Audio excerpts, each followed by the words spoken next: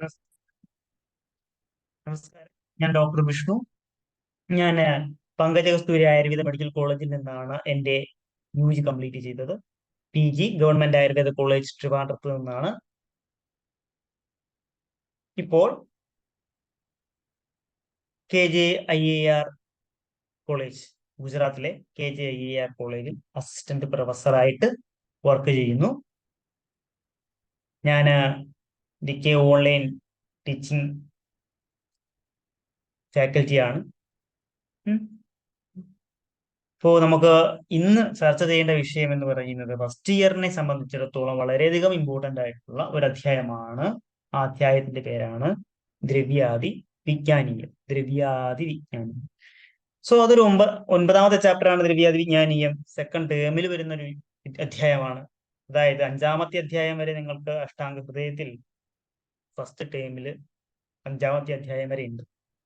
6, 7, 8, 10, ഇതുവരെ ഇത്രയും അധ്യായങ്ങളാണ് സെക്കൻഡ് ടേമിൽ നിങ്ങൾക്ക് പഠിക്കേണ്ടത്. 1.5 വർഷത്തെ സിലബസ് ആണ് എന്ന് നിങ്ങൾക്ക് അറിയാം. അപ്പോ ഇവിടെ ബാക്കിയുള്ള അധ്യായങ്ങളെ സംബന്ധിച്ചിടത്തോളം അതിനേക്കാൾ കൂടുതൽ പ്രിഫറൻസ് കൊടുത്ത് പഠിക്കേണ്ട ഒരു അധ്യായമാണ്. എന്തുകൊണ്ടെന്നാൽ ക്വസ്റ്റ്യൻ ചോദിക്കാൻ ഒരുപാട് മേഖലകളുള്ള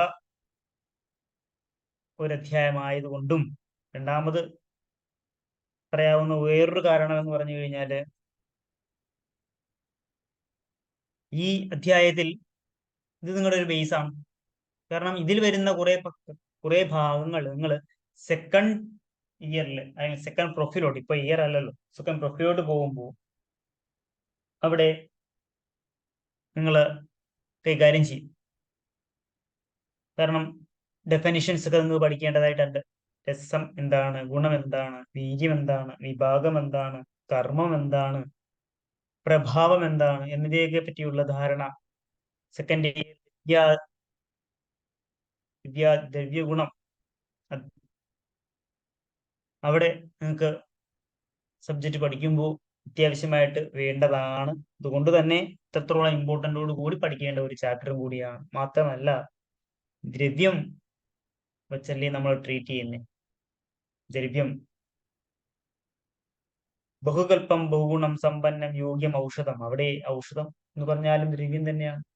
അപ്പൊ ദ്രവ്യം വേണം. ചതുഷ്പാദങ്ങളിൽ ഏറ്റവും പ്രധാനപ്പെട്ട ഒന്ന് തന്നെയാണ്. അപ്പൊ അവിടെയും ദ്രവ്യം ഇമ്പോർട്ടൻ്റ് ആണ്.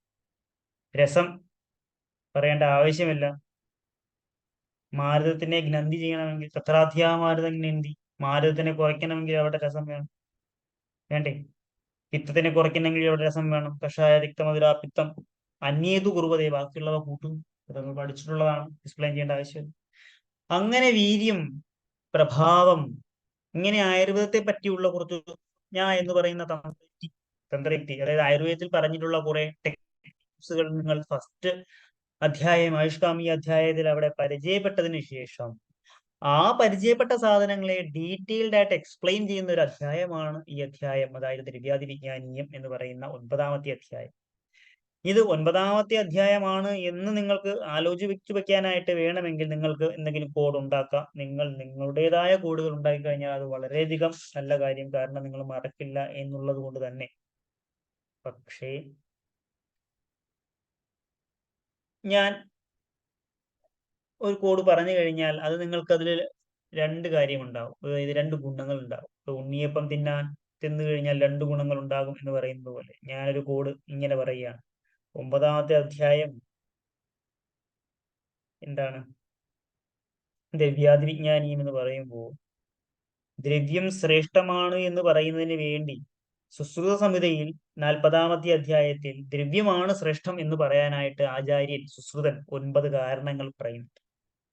അതായത് ആരംഭ സാമർത്ഥ്യത്വാത്, വ്യവസ്ഥിതത്വാത്, പഞ്ചേന്ദ്രിയ ഗ്രഹണാത്, അങ്ങനെയുള്ള കുറച്ച് ഒരു 9 റീസൺ പറയുന്നുണ്ട്. 9 റീസൺ സബ്സ്റ്റാൻഷിയേറ്റ് ചെയ്തുകൊണ്ടാണ് അവിടെ ദ്രവ്യം ശ്രേഷ്ഠമാണെന്ന് പറയുന്നത്. വേണമെങ്കിൽ നിങ്ങൾക്ക് അങ്ങനെ ഓർമ്മിച്ച് അവിടെ അപ്പോൾ നോക്കൂ, ഒരു ക്വസ്റ്റ്യൻ കൂടെ അവിടെ കിട്ടി നിങ്ങൾക്ക്, അല്ലെ? 9ാമത്തെ അധ്യായം 9 കാരണങ്ങൾ, അല്ലെങ്കിൽ നിങ്ങൾക്ക് വേറെ പോകാം. നവകാരണദ്രവ്യങ്ങൾ ഉണ്ട് എന്നുള്ള കാരണദ്രവ്യങ്ങൾ നേനാണ്. അപ്പൊ ദ്രവ്യാദി വിജ്ഞാനി 9ാമത്തെ അധ്യായമാണ്. വളരെ സിമ്പിളാണ്. സിമ്പിളായിട്ട് പഠിക്കാം. പദാർത്ഥ വിജ്ഞാനമായിട്ട് കണക്ട് ചെയ്ത് പഠിക്കാം.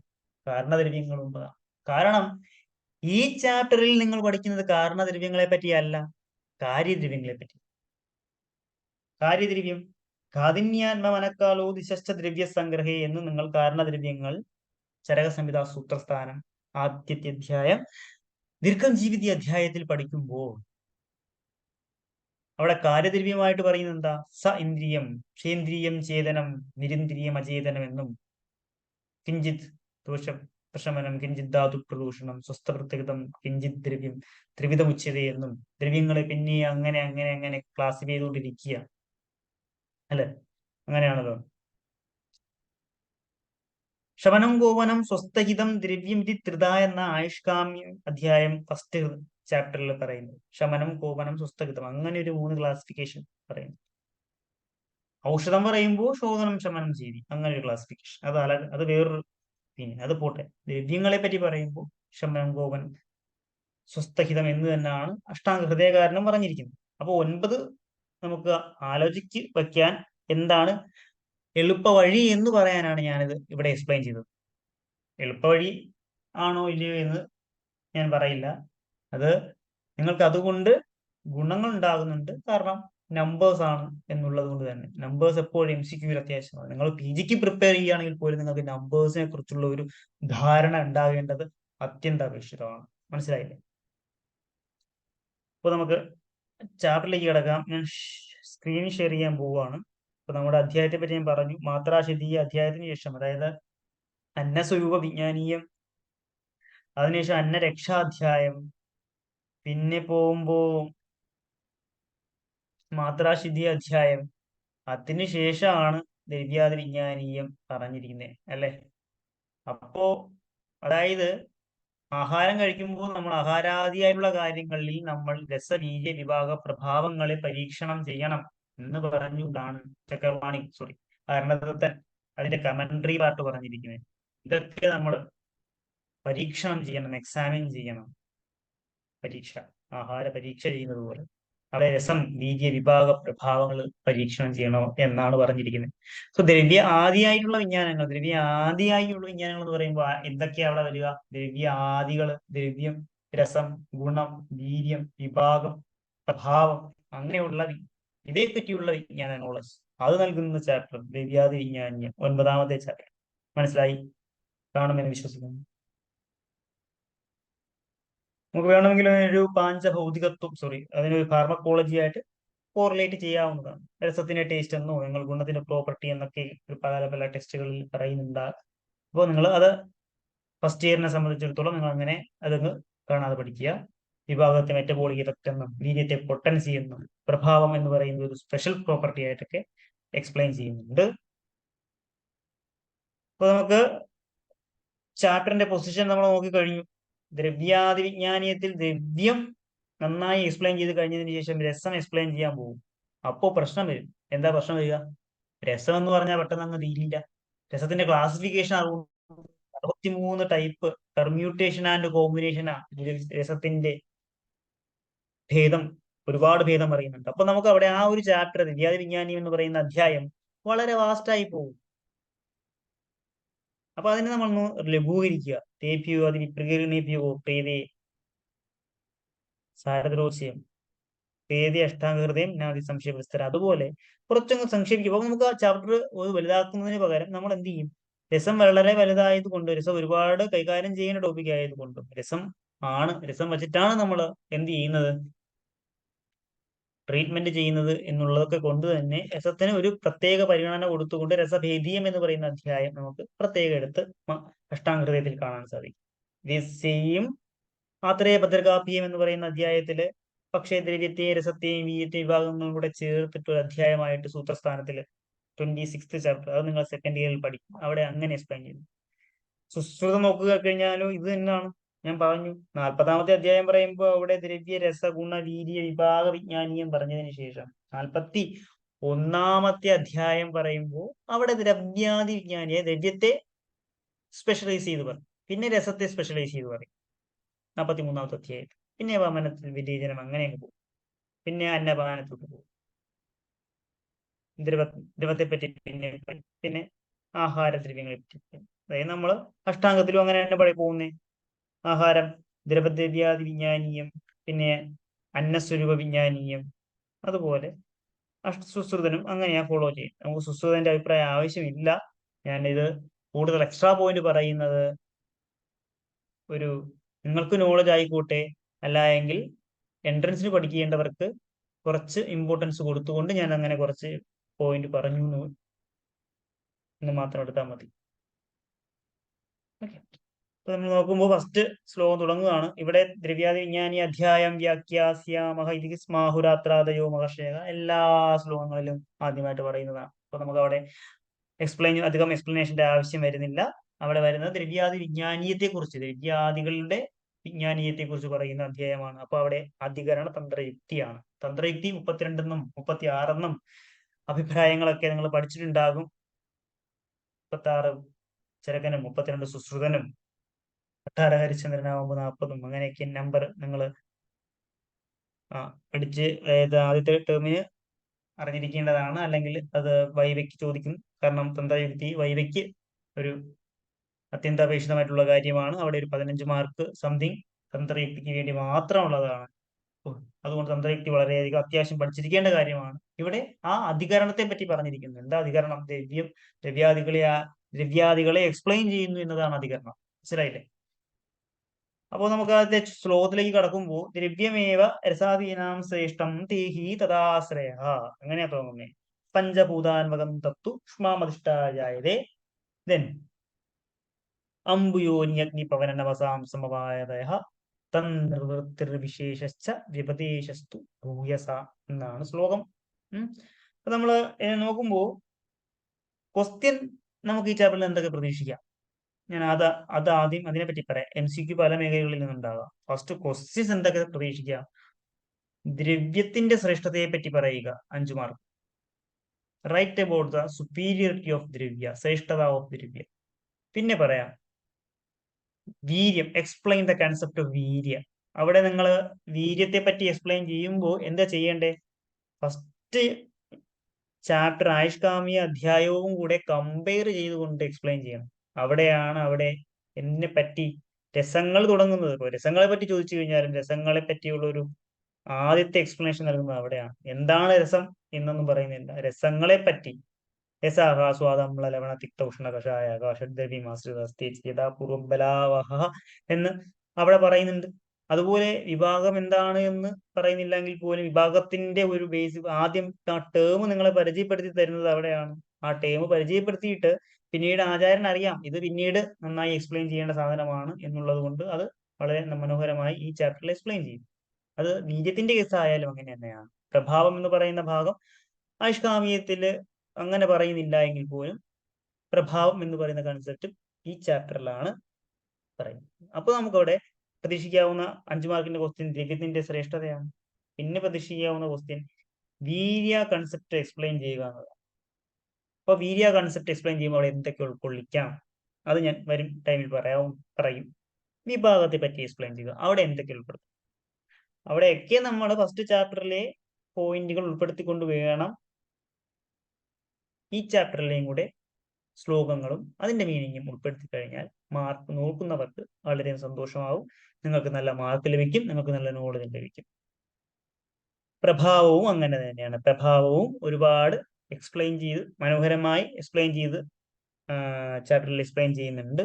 ഇതൊക്കെ നിങ്ങൾ സെക്കൻഡ് ഇയറിൽ പിന്നീട് പൂർവാർത്ഥം പഠിക്കുമ്പോൾ ആത്രേയ ഭദ്രകാവ്യത്തിൽ പഠിക്കുന്നതാണ്. അപ്പോ രസാദികളിൽ വെച്ച് ദ്രവ്യം ശ്രേഷ്ഠമാണ് എന്ന് ഞാൻ പറഞ്ഞു കഴിഞ്ഞു. ഇത്രയും കാര്യങ്ങൾ രസം, ഗുണം, വീര്യം, വിഭാഗം ഇവയെല്ലാം തന്നെ ഇവയുടെ എല്ലാം വെച്ച് ശ്രേഷ്ഠം ഏതാ? രസാദിയിൽ ശ്രേഷ്ഠ ഏതാ? ദ്രവ്യമാണ്. അവിടെ സപ്തമിയാ വന്നിരിക്കുന്നത്, സപ്തമി വിഭക്തി. തേഹി തഥാശ്രയ എന്ന് പറയുമ്പോൾ ബാക്കിയുള്ള രസങ്ങളും ഗുണങ്ങളും വീര്യവും വിഭാഗവും പ്രഭാവവും ഒക്കെ എവിടെയായിരിക്കുന്നേ? ഈ ദ്രവ്യത്തിലായിരിക്കുന്നേ. അപ്പൊ ആ ദ്രവ്യം ഇല്ലെങ്കിൽ പിന്നെ അവിടെ എന്തില്ല? ഔഷധമില്ല, അല്ലെങ്കിൽ ദ്രവ്യമില്ല എങ്കിൽ ചികിത്സാ ചതുഷ്പാദമേ ഇല്ല. ചതുഷ്പാദം ഇല്ലെങ്കിൽ ചികിത്സയില്ല. കാരണം എന്താ? ചതുർണാം ഭിഷകാദീനാം ശസ്താനാം ധാതു വൈകൃതേ പ്രവൃത്തി ധാതു സാമ്യാർത്ഥം ചികിത്സ ഇത്യവിധീയതേ. 4 ചതുഷ്പാദങ്ങൾ നല്ല രീതിയിൽ പ്രവർത്തിച്ചാലേ ധാതു സാധ്യത ഉണ്ടാവും. ആ ധാതു സാധ്യതയാണ് നമ്മൾ ചികിത്സ എന്ന് പറയുന്നത്, ധാതു സാധ്യ അവസ്ഥയായ ചികിത്സ എന്ന് പറയുന്നത്. അപ്പോ അങ്ങനെ നോക്കിക്കഴിഞ്ഞു കഴിഞ്ഞാല് ഭിക്ഷകാദികളിൽ വരുന്ന ചതുഷ്പാദങ്ങളിൽ, ഭിഷകാദിയായ ചതുഷ്പാദങ്ങളിൽ വരുന്ന ഒന്നല്ലേ ദ്രവ്യം. ദ്രവ്യം എന്ന് പറഞ്ഞാൽ നമ്മൾ ഔഷധമായിട്ട് കൺസിഡർ ചെയ്യുക. അങ്ങനെയാണെങ്കിൽ ബഹുകൽപ്പം, ബഹുഗുണം, സമ്പന്നം, യോഗ്യം, ഔഷധം അങ്ങനെ അങ്ങ് പോകും. അപ്പോ ദ്രവ്യം ഇല്ല എങ്കിൽ ട്രീറ്റ്മെന്റ് ഇല്ല എന്നുള്ള കാര്യം നമുക്കറിയാം. അപ്പൊ ശ്രേഷ്ഠം എന്താ? എന്തുകൊണ്ട് ശ്രേഷ്ഠമായി? ഇവയെല്ലാം ഇരിക്കുന്നത് എവിടെയാ? ദ്രവ്യത്തിലാണ്. അതുകൊണ്ടാണ് ദ്രവ്യം ശ്രേഷ്ഠം. ഇതേ സെയിം കൺസെപ്റ്റ് പറയുന്നതിന് വേണ്ടി ആചാര്യ സുശ്രുത വേറൊരു ശ്ലോകം എക്സ്പ്ലെയിൻ ചെയ്യുന്നുണ്ട്. അതായത് പാകോ നാസ്തി വിനാ വീര്യാത്, വീരോ നാസ്തി വിനാ രസാത്, രസോ നാസ്തി വിനാ ദ്രവ്യാത്, ദ്രവ്യം ശ്രേഷ്ഠതമം ശ്രുതം. മനസ്സിലായില്ലേ? വിഭാഗം വീര്യമില്ലെങ്കിൽ ഇല്ല, വീര്യം രസമില്ലെങ്കിൽ ഇല്ല, രസം ദ്രവ്യമില്ലെങ്കിൽ ഇല്ല. അതുകൊണ്ട് തന്നെ ദ്രവ്യം ശ്രേഷ്ഠതമമാണ്. ദ്രവ്യത്തിന്റെ ശ്രേഷ്ഠത ഞാൻ പറഞ്ഞു, 9 കാരണങ്ങൾ പറഞ്ഞിട്ടുണ്ട്. അതും ആ അധ്യായത്തിലാണ്, 40ാമത്തെ അധ്യായത്തിലാണ്. നിങ്ങൾക്ക് കൂടുതൽ പോയിന്റ് വേണമെന്നുണ്ടെങ്കിൽ നിങ്ങൾക്ക് അത് വായിച്ച് പഠിച്ച് പറയാവുന്നതാണ്. മനസ്സിലായില്ലേ? അപ്പൊ നമുക്ക് അടുത്ത പറയുന്നത് എന്താ? പഞ്ചഭൂതാത്മകം തത്തു ക്ഷ്മാമധിഷ്ഠായ ജായതേ. പഞ്ചഭൂതാത്മകമാണ് എന്നാ പറഞ്ഞിരിക്കുന്നത്. എന്ത് പഞ്ചഭൂതാത്മകമാണ്? ദ്രവ്യം പഞ്ചഭൂതാത്മകമാണ്. അതാ ഞാൻ പറഞ്ഞത്, ഇത് കാരണദ്രവ്യങ്ങളെ പറ്റിയല്ല ഈ അധ്യായം പറഞ്ഞിരിക്കുന്നത്, കാര്യദ്രവ്യങ്ങളെ പറ്റിയാണ്. കാരണം കാര്യദ്രവ്യങ്ങളെല്ലാം പഞ്ചഭൂതങ്ങളാൽ നിർമ്മിക്കപ്പെട്ടവയാണ്. അപ്പൊ എല്ലാം പഞ്ചഭൂതാത്മകമാണ്. തത്തു ക്ഷ്മാം അധിഷ്ഠായ ജായതേ. ക്ഷമയല്ല. കുറച്ച് കുട്ടികൾ ഞാൻ ക്ലാസ് എടുക്കുമ്പോൾ ക്ഷമ ക്ഷമ എന്ന് പറയുന്നുണ്ട്. ക്ഷമയും ബുദ്ധി തന്നെയാണ്. പക്ഷെ ഇവിടെ ക്ഷ്മായാണ്. അപ്പോ ക്ഷ്മാം അധിഷ്ഠായ ജായതേ. ഇതിന്റെ അധിഷ്ഠാനം എന്ന് പറഞ്ഞിരിക്കുന്നത് എന്തിന്റെ അധിഷ്ഠാനം? ദ്രവ്യത്തിന്റെ അധിഷ്ഠാനം. അതിന്റെ ബേസ്, സബ്സ്ട്രാറ്റം എന്നൊക്കെ പറയുന്ന സാധനം ക്ഷ്മാമാവെന്ന പറയുന്നത്. അമ്പുയോനി, യോനി, പക്ഷെ റീസൺ എന്ന് പറഞ്ഞാൽ അമ്പു എന്ന് പറഞ്ഞിരിക്കുന്നു. അപ്പൊ നോക്കൂ, സബ്സ്ട്രാറ്റം അധിഷ്ഠാനം ക്ഷ്മാവും അതിന്റെ അമ്പു യോനിയായിരിക്കുന്നു. 2 മഹാഭൂതങ്ങൾ കഴിഞ്ഞു. ബാക്കി മഹാഭൂതങ്ങൾ ഉണ്ടാക്കിയ അഗ്നി, പവന, നമസാം സമവായത. ഇവയുടെ സമവായ സന്നികർഷം, ഇവയുടെയൊക്കെ ഒരു സമവായത, ഇവയുടെയൊക്കെ ഒരു കോമ്പിനേഷൻ. എന്തിന്റെയൊക്കെ? അഗ്നിയുടെയും പവനന്റെയും നപസ് ആകാശത്തിന്റെയൊക്കെ ഒരു സമവായത കൊണ്ട് തത്ത് നിർവൃത്തിർവിശേഷ, അവയുടെയൊക്കെ നിർവൃത്തിയും വിശേഷവും ഉണ്ടാകുന്നു. ആരുടെയൊക്കെ നിർവൃത്തിയും വിശേഷവും? ദ്രവ്യത്തിന്റെ നിർവൃത്തി, ദ്രവ്യത്തിന്റെ ഒരു ഫോർമേഷൻ. ആ ദ്രവ്യം ഏതാണ് എന്ന് വിശേഷിച്ച് പറയാൻ സാധിക്കുന്നു. നിർവൃത്തി ഉണ്ടായി, ഉണ്ടാകാൻ, ഉണ്ടാകുക എന്ന് പറഞ്ഞാൽ നിർവൃത്തിയാണ്, നിഷ്പത്തിയാണ് ഉണ്ടാകുക. അതിന്റെ വിശേഷത, അത് വിശേഷിച്ച് ഇതാണ്, പർട്ടിക്കുലർലി അത് ഇതാണ് എന്ന് പറയണം. അതായത് ഇത് പുസ്തകമാണ്, ഇത് ഇതൊരു പെന്നാണ്, ഇതൊരു പുസ്തകമാണ്, ഇതൊരു ഘടമാണ്, ഒരു പോട്ടാണ് എന്നൊക്കെ പറയണ്ടേ? അതിന് വേണ്ടത് ഈ ബാക്കി വരുന്ന 3 പഞ്ചമഹാഭൂതങ്ങളുടെ ഒരു കോമ്പിനേഷനാണ്. അതാണ് നിർവൃത്തിക്കും വിശേഷത്തിന്റെയും കാരണം. എന്താ? അഗ്നിയും പവനനും നപസ്വ. വളരെ വളരെ ഇമ്പോർട്ടന്റ് ആയിട്ട് MCQവിൽ ചോദിക്കാവുന്ന ചോദ്യമാണ്. എന്താണ് ദ്രവ്യത്തിന്റെ അധിഷ്ഠാനം? First question ക്ഷ്മ. എന്താണ് ദ്രവ്യത്തിന്റെ യോനി? അമ്പു. എന്താണ് നിർവൃത്തിർ വിശേഷത്തിന്റെ കാരണം? അവിടെ വരുമ്പോ അഗ്നി, പവന, നഭസ. മനസ്സിലായോ? ഇത് വളരെ ഇമ്പോർട്ടന്റ്. പക്ഷേ ബാക്കി ഞാൻ പറഞ്ഞു കഴിഞ്ഞിട്ടില്ല. വിപദേശസ്തു പൂയസ, വിപദേശസ്തു പൂയസ അങ്ങനെ പറയുമ്പോൾ ഒരു പ്രശ്നമാണ്. വിപദേശസ്തു പൂയസ എന്ന് പറഞ്ഞാൽ എന്താ? വിപദേശം ചെയ്യുക, വ്യവഹാരം ചെയ്യുക, പറയുക. നമ്മൾ പറയുന്ന അവസ്ഥയിൽ പറയുന്നു, ഈ പെൻ ഇതൊരു പാർത്ഥിവ ദ്രവ്യമാണ്, അല്ലെങ്കിൽ ഒരു പാഷാണം എടുത്തിട്ട്, ഒരു കല്ലെടുത്തിട്ട് പറയുക ഇത് കാഠിന്യമുള്ള ഇതൊരു പാഷാണമാണ്, ഇതൊരു മൃത് പാഷാണാദി പൃഥ്വി. നമ്മൾ പദാർത്ഥത്തിൽ പഠിക്കും മൃത് പാഷാണാദി പൃഥ്വിന്റെ കാര്യദ്രവ്യമാണ്. കാര്യവിഷയ ഭേദങ്ങളൊക്കെ പറയുമ്പോൾ, അതായത് പൃഥ്വി അംശമാണ് എന്ന് പറയാൻ കാരണം എന്താ? അതിൻ്റെ അകത്ത് പഞ്ചമഹാഭൂതങ്ങൾ ഉണ്ടെങ്കിലും അതിൽ ഏതാണോ ഭൂയസ കൂടുതലുള്ളത് അതിനനുസരിച്ച് അതിനെ പാർത്ഥിവ ദ്രവ്യം എന്ന് പറയും. മനസ്സിലായില്ലേ? അതായത് എല്ലാ ദ്രവ്യങ്ങളും പഞ്ചഭൂതാത്മങ്ങളാൽ നിർമ്മിതമാണ്. സർവസ്മിൻ ദ്രവ്യ പഞ്ചഭൂതാത്മകം. എല്ലാ ദ്രവ്യങ്ങളും എന്താ? പഞ്ചമഹാഭൂതങ്ങളാൽ നിർമ്മിതം. അവിടെ അതിന്റെ അധിഷ്ഠാനം ക്ഷ്മാവും അതിന്റെ യോനി അമ്പുവും അവയുടേക്ക് നിർവൃത്തിക്കും അവയുടെ നിഷ്പത്തിക്കും വിശേഷത്തിനും കാരണം ആരാ? അഗ്നി, പവന, നവസ് അങ്ങനെ 3 കാരണങ്ങളാണ്. ഘാതയസ്ത്രയ എന്ന് വേണമെങ്കിൽ പറയാം. ആദി, ഘ എന്ന് പറയുമ്പോൾ ആകാശം, ആദിയായ മൂന്ന് കാര്യങ്ങൾ, നവസ്, പവന, അഗ്നി. എന്തുകൊണ്ട് ഞാൻ ആദയസ്ത്രയ അവിടെ ഉപയോഗിച്ചു എന്ന് ചോദിച്ചു കഴിഞ്ഞാൽ അതിനും ഒരു ആൻസർ ഉണ്ട്, അത് ഞാൻ പറയാം. ഇപ്പോ മനസ്സിലായില്ലേ? അതായത് പാർത്ഥിവ ദ്രവ്യമാണെങ്കിൽ അവിടെ പാർത്ഥിവ അംശം കൂടുതലാണ്, ബാക്കി ദ്രവ്യങ്ങൾ അവിടെ ഉണ്ട്. നെക്സ്റ്റ് നമ്മള് വേറെ ഒരു ആപ്യദ്രവ്യം എടുത്തു, മിൽക്ക് എടുക്കുകയാണ്. മിൽക്ക് നോക്കുകയാണെങ്കിൽ അവിടെ അംശം കൂടുതൽ ഏതാ? പാർത്ഥിവാംശം അല്ല, അവിടെ അമ്പുവിന്റെ ആപ്യ അംശമാണ് കൂടുതൽ പഞ്ചമഹാഭൂതങ്ങൾ വെച്ച് കമ്പയർ ചെയ്യുകയാണെങ്കിൽ. ബാക്കി അംശങ്ങൾ അവിടെ ഇല്ല എന്നല്ല, ബാക്കി എല്ലാ ഭൂതങ്ങളും അവിടെയുണ്ട്. അതുകൊണ്ടാണ് ഭൂതേഭ്യോ ഭൂതങ്ങളില്ല എങ്കിൽ ചികിത്സ ഇല്ല എന്ന് പറയുന്നത്. കാരണം എല്ലാം പഞ്ചമഹാഭൂതങ്ങളാൽ നിർമ്മിതമാണ്. അവിടെ വരുമ്പോഴാണ് പഞ്ചമഹാഭൂതങ്ങൾ സർവതന്ത്ര സിദ്ധാന്തമായിട്ട് അംഗീകരിക്കപ്പെടും. ഭൂതേഭ്യോ നാസ്തി യസ്മാത് ചിന്താ നാസ്തി, ഭൂതേഭ്യോ പരം യസ്മാത് നാസ്തി ചിന്താ ചികിത്സിത. ഭൂതങ്ങൾ ഇല്ലാതെ, ഭൂതങ്ങൾക്കപ്പുറം ചികിത്സ ഇല്ല. ഭൂതങ്ങളിലാണ് നമ്മൾ ചികിത്സ ചെയ്യുന്നത്, പഞ്ചമഹാഭൂതങ്ങളിലാണ് ചികിത്സ ചെയ്യുന്നത്. ഓക്കെ, ഇപ്പൊ നമ്മൾ നോക്കുമ്പോൾ ഇവിടെയും നമുക്കൊരു സംശയമല്ല, ഇവിടെ ഇതുപോലെ സിമിലർ ആയിട്ടുള്ള ഒരു ശ്ലോകം നമ്മൾ ചരകസംഹിത സൂത്രസ്ഥാനത്തിൽ പഠിക്കുന്നുണ്ട്. സൂത്രസ്ഥാനം ഫസ്റ്റ് ചാപ്റ്ററിൽ. നിങ്ങൾക്ക് ഓർമ്മയുണ്ടോ അറിയില്ല. നിങ്ങൾ പഠിച്ചിട്ടില്ല എങ്കിൽ അവിടെ പറയുന്നത് എന്താ? അവിടെ രസത്തിന്റെ നിഷ്പത്തിയെ കുറിച്ചൊക്കെ പറയും. അവിടെ എന്തെങ്കിലും ഒരു കൺഫ്യൂഷൻ വരാൻ സാധ്യതയുണ്ട്. അങ്ങനെ ഒരു കൺഫ്യൂഷൻ അവിടെ ഉണ്ടാകരുത്. എന്താ കൺഫ്യൂഷൻ ഉണ്ടാകണ്ടേ? രസനാർത്ഥേ രസ തസ്യ ദ്രവ്യമാവഹ ക്ഷിപിസ്തത. രസനാർത്ഥോ രസം. രസന നാക്കിന്റെ അർത്ഥം, നാക്കിനാൽ ലഭിക്കുന്ന വസ്തു എന്താ? രസനം, ടേസ്റ്റ്.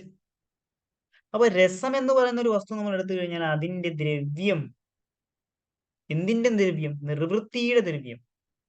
അങ്ങനെ തന്നെ പറയുന്നുണ്ട്. നിർവൃത്തിശ്ച വിശേഷശ്ച ഘാതയസ്ത്രേക വിശേഷശ്ച പ്രത്യയാഹ ഘാതയസ്ത്രേക. അങ്ങനെയാ ശ്ലോകം.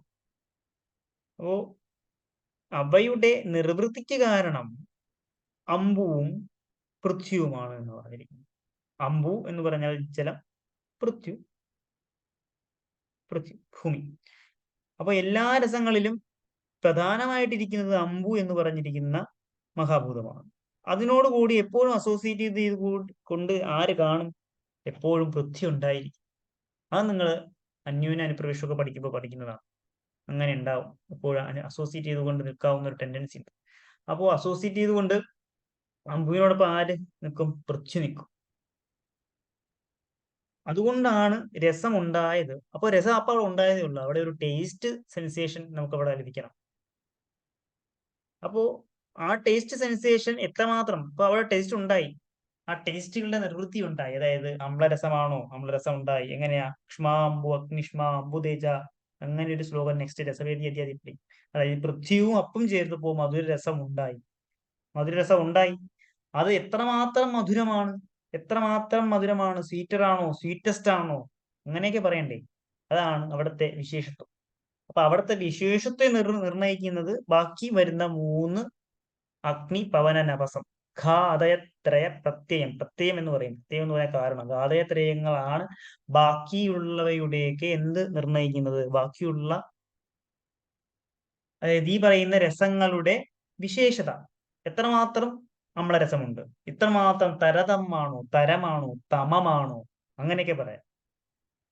അത് ചെറിയ എമൗണ്ടിൽ ഉള്ളെങ്കിൽ പോലും, അത് കമന്ററിയിൽ അങ്ങനെ തന്നെ പറയുന്നുണ്ട്, ചെറിയ എമൗണ്ടിൽ അവയൊക്കെ നിലനിൽക്കുന്നെങ്കിൽ പോലും നമുക്ക് എന്ത് ചെയ്യാം, അവയുടെയൊക്കെ ഡിസ്റ്റിങ്ഷ്, അതായത് വിശേഷ ഗുണങ്ങൾ, അതായത് അമ്ലരസം എത്രമാത്രം അമ്ലരസമുണ്ട്, അമ്ലത കൂടുതലാണോ കുറവാണോ എന്നൊക്കെ പറയുന്നത് ഈ പറയുന്ന അഗ്നിപവന നവസ് ഘാതേത്രയകളുടെ ഗുണങ്ങൾ വെച്ചിട്ടാണ്. അതുകൊണ്ടാണ് വിശേഷത.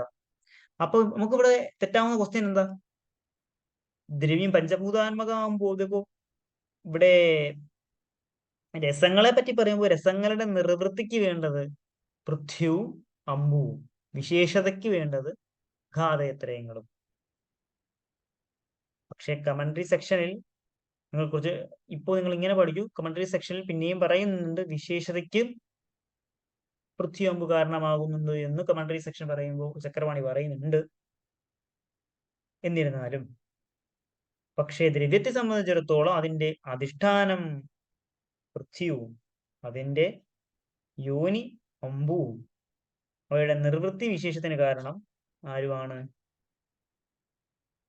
ബാക്കിയുള്ള മഹാഭൂതങ്ങളുമാണ്. ഇതിന് എക്സാമ്പിൾ ആയിട്ട് നമ്മൾ ഹേമാദ്രി കമന്ററിയിൽ എറണാകുളം പറഞ്ഞിരിക്കുന്നത് എങ്ങനെയാണ്? അതായത് നമ്മളൊരു പോട്ട് ഉണ്ടാക്കുകയാണ്. മഡ്പോട്ട്. എപ്പോഴും നമ്മൾ മഡ്പോട്ടിൽ ഇട്ടുള്ളൊരു കളിയില്ല. എന്ത് പറഞ്ഞു കഴിഞ്ഞാൽ മഡ്പോട്ടിലേക്ക് അങ്ങ് പോകും. പദാർത്ഥ വിജ്ഞാനം പഠിക്കുമ്പോൾ നിങ്ങൾ പഠിക്കും എല്ലാം മഡ്പോട്ടാണ്. സന്നികർഷം പഠിക്കുമ്പോൾ നിങ്ങൾ പഠിക്കും. പ്രത്യക്ഷ സന്നികർഷമൊക്കെ പഠിക്കുമ്പോൾ പഠിക്കും മഡ്പോട്ട് ഇല്ലാതുള്ള ഒരു കളിയില്ല പദാർത്ഥത്തിൽ. ആയുർവേദത്തിലും അങ്ങനെ ഒരു കളിയില്ല. അപ്പൊ എന്താ പ്രത്യേകം? നമ്മളൊരു മഡ്പോട്ട് ഉണ്ടാക്കുമ്പോൾ മഡ് വേണം. ഒരു ദ്രവ്യമല്ലേ മഡ്പോട്ട്. ഒരു പോട്ട് എന്ന് പറയുന്ന ഒരു കുടത്തിന്റെ അധിഷ്ഠാനം എന്താ? മഡാണ്, മൃത്താണ്. അപ്പൊ അത് അധിഷ്ഠാനം എന്ന് പറഞ്ഞാൽ അത് പാർത്ഥിവ ഭൂതമല്ലേ? മൃത്ത് എന്ന് പറഞ്ഞാൽ പാർത്ഥിവമാണ്. ഇനി ആ മട്ടിനെ നമ്മൾ പിണ്ടീകരണമാണ് ഉണ്ടാക്കണം. അതായത് നമ്മൾ അതിനെ കുഴച്ച് ഒന്ന് ബൗണ്ടിങ് ചെയ്ത് ബന്ധിപ്പിക്കണം. ആപ്യഭാവം വേണം അവിടെ ബന്ധനത്തിന്. അത് നിങ്ങൾ അടുത്ത ശ്ലോകത്തിൽ പഠിക്കും. കുറച്ച് ശ്ലോകത്തിൽ അങ്ങോട്ട് വരും ആപ്യഭാവം. അതായത് ആപ്യദ്രവ്യത്തിന്റെ ഗുണങ്ങൾ പറയുമ്പോൾ പഠിക്കും. ആപ്യം, സ്നേഹന വിഷ്യന്ത ക്ലേദ പ്രഹ്ലാദ ബന്ധകൃത്ത് എന്ന് പറഞ്ഞ് പഠിക്കും. ബന്ധനം ഉണ്ടാക്കുക ആപ്യമാണ്. അപ്പോൾ അതുകൊണ്ട് യോനിയായിട്ട് അമ്പു ആക്ട് ചെയ്ത് കഴിഞ്ഞാൽ ബാക്കിയുള്ള 3 സാധനങ്ങൾ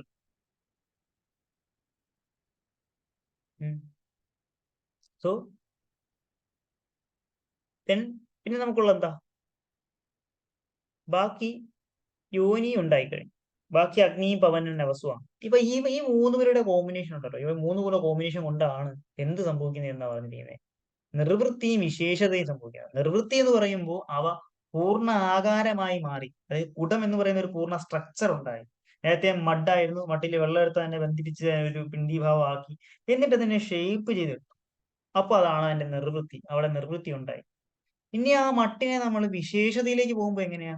ആ മട്പോട്ടിൽ നമുക്ക് വേണമെങ്കിൽ അതിനെ മണിക, അങ്ങനെ തന്നെ കമന്ററി പറയുന്നത് മണികാരം, മണി. ശ്ലോകത്തിൽ പറയുമ്പോൾ അതിന് പറഞ്ഞിരിക്കുന്നത് എങ്ങനെയാണ്?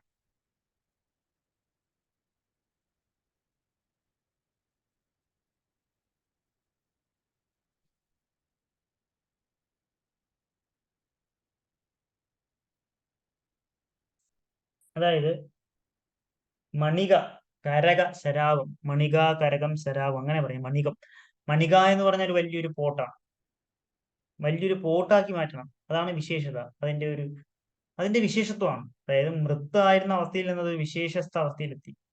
കാരകം എന്ന് പറഞ്ഞു കഴിഞ്ഞാൽ അത് ജഗ്ഗിനെ പറയുന്ന പേരാണ്. ശരാവ നിങ്ങൾ കേട്ടിട്ടുണ്ടാവും. ശരാവ ഒരു തരം പോട്ടാണ്, ഒരു തരം പാത്രമാണ്. അപ്പൊ ഇവയൊക്കെ ഉണ്ടാക്കാനായിട്ട് ഇവയുടെയൊക്കെ വിശേഷത, അതോ മഡിൽ നിന്ന് വിശേഷമായിട്ടുള്ള ഒരു ദ്രവ്യം ഉണ്ടായി. അപ്പൊ അതിന് സഹായിച്ചത് ബാക്കിയുള്ള മഹാഭൂതങ്ങളാണ്. അതുകൊണ്ട് നിർവൃത്തി വിശേഷത്തിന്റെ കാരണങ്ങൾ MCQ ചോദിച്ചു കഴിഞ്ഞാൽ എഴുതുക അഗ്നി പവന നവസ്, അധിഷ്ഠാനം പൃഥ്വി, യോനി അമ്പു. ഇങ്ങനെയാണ് ആ ശ്ലോകം പോകുന്നത്. അപ്പൊ ഈ കാര്യങ്ങളൊക്കെ ഞാൻ എക്സ്പ്ലെയിൻ ചെയ്ത് കഴിഞ്ഞു ഓൾറെഡി. അടുത്ത ശ്ലോകത്തിലേക്ക് നമുക്ക് കടക്കുമ്പോൾ പറയുന്നത് ഇങ്ങനെയാണ്: തസ്മാന്ന ഏകരസം ദ്രവ്യം ഭൂതസംഘാത സംഭവം ന ഏകദോഷസ്തൂരൂപ തത്ര വ്യക്തോ രസക സ്മൃതക അവ്യക്തോ അനുരസക കിഞ്ചിതന്തേ വ്യക്തേ അവിച്ച ഇഷ്യതേ എന്ന ശ്ലോകം. അപ്പൊ അവിടെ നോക്കൂ. അതുകൊണ്ട് തന്നെ തസ്മാത് ന ഏകരസം ദ്രവ്യം, ഏകരസം, ഒരു രസത്തോടു കൂടിയുള്ള ഒരു ദ്രവ്യമില്ല. കാരണം എന്താ? ദ്രവ്യങ്ങൾ എല്ലാ ഭൂതങ്ങളുമായിട്ട് സംഘാതം കൊണ്ട് സംഭവിച്ചതാണ്. ദ്രവ്യത്തിന്റെ അകത്ത് എല്ലാ ഭൂതങ്ങളും ഉണ്ട്. അങ്ങനെ എല്ലാ ഭൂതങ്ങളും ഉള്ളത് കൊണ്ട് തന്നെ ഒരേ രസത്തോടു കൂടി ഒരിക്കലും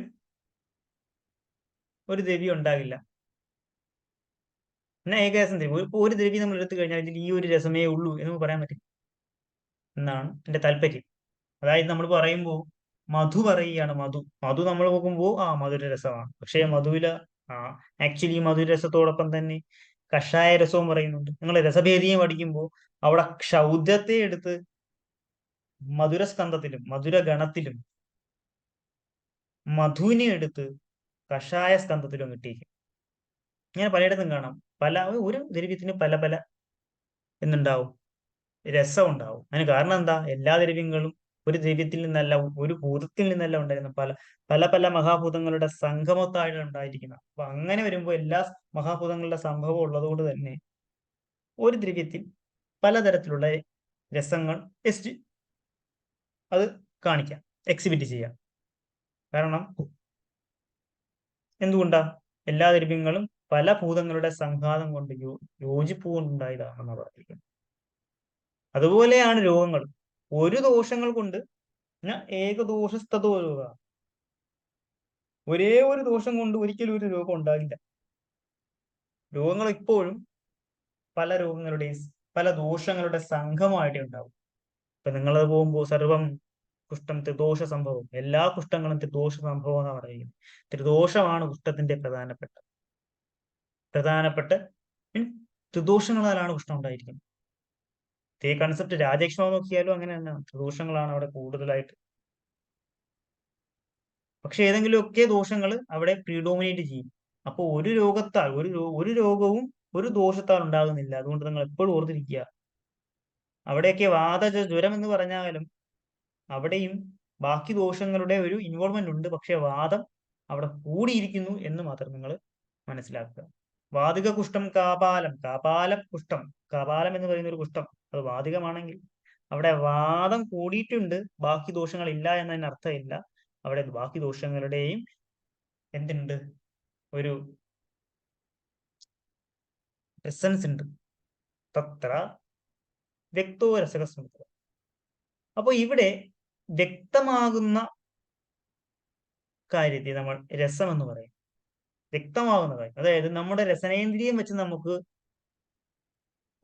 ലഭിക്കുന്ന ഉപലഭ്യത, ലഭിക്കുന്ന അത് സ്ഫുടമായി ലഭിക്കുന്ന എന്ന് തന്നെയാണ് കമന്ററി പറഞ്ഞിരിക്കുന്നത്. സ്ഫുടമായിട്ട് പ്രോപ്പർലി നമുക്ക് ലഭിക്കുന്ന, യൂസിങ് യുവർ രസനേന്ദ്രിയ, സ്ഫുടമായി പ്രോപ്പർലി വ്യക്തമായി നമുക്ക് കിട്ടുന്ന സാധനത്തെ, രസത്തെ നമ്മൾ രസമെന്ന്.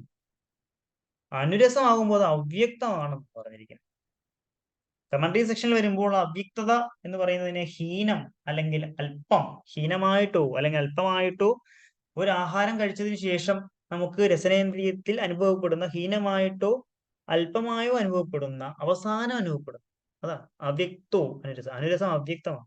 കിഞ്ചിത്, കുറച്ചായിട്ട്, അന്തേ, അവസാനമേ ഉണ്ടാവും, വ്യക്തമായി മാറും. അപ്പോൾ അവസാന ആഹാരം നിങ്ങൾ കൺസ്യൂം ചെയ്തു, ഒരു ഔഷധം കൺസ്യൂം ചെയ്തു, ഒരു ആഹാരം കൺസ്യൂം ചെയ്തതിന് ശേഷം അവസാനം നിങ്ങൾക്ക് ലഭിക്കുന്ന രസം അത് അനുരസം, ചൈഷ്യതി എന്ന് അറിയപ്പെടുന്നു. വ്യക്തമാവുന്ന രസത്തെ, വ്യക്തമാണെങ്കിൽ രസം അത് അവ്യക്തവും ആയിരിക്കും, അവസാനമായിരിക്കും വ്യക്തമായി മാറുന്നത്. അതാണ് അനുരസം.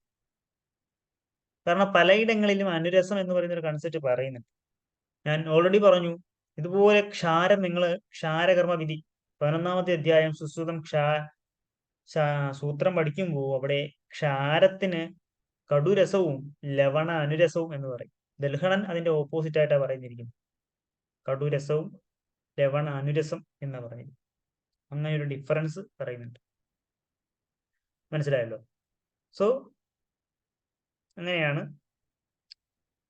അനുരസം എന്ന് പറയുന്ന ഒരു കൺസെപ്റ്റ്.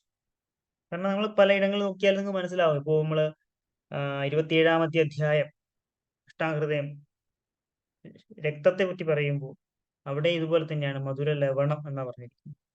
രണ്ട് രസം. ഏകദോഷത്വം നമുക്ക് അവിടെ അത് ഉൾപ്പെടുത്തും. ഏകരസം ദ്രവ്യം ശോണിതം എന്ന് പറയുന്ന ശോണിതത്തിന് മധുരരസം മാത്രമല്ല ലവണവും ഉണ്ട്. അത് വേണമെങ്കിൽ നമുക്ക് അനുരസമായി കൺസിഡർ ചെയ്യാം. പാർത്ഥിവ ദ്രവ്യങ്ങൾ എടുക്കുമ്പോൾ സുശ്രുതാചാര്യൻ തന്നെ പറയുന്നത് പാർത്ഥിവ ദ്രവ്യങ്ങളിൽ ജനറലി മധുരപ്രായമാണ്, പക്ഷേ ഈഷത് കഷായം കൂടെ കുറച്ച് കഷായ രസവും കൂടെ ഉണ്ട് എന്നാണ് പറഞ്ഞിരിക്കുന്നത്. പക്ഷെ ഇതൊന്നും അഷ്ടാംഗ ഹൃദയകാരൻ പറയുന്നില്ല. സുശ്രുതാചാര്യൻ പറയുമ്പോൾ പാർത്ഥിവ ഈഷത് കഷായവും കൂടുതൽ മധുര രസവും ഉണ്ട് എന്ന് പറയും. അപ്പൊ ഇതാണ് നമ്മുടെ അനുരസ രസങ്ങളെ പറ്റിയുള്ള എക്സ്പ്ലനേഷൻ.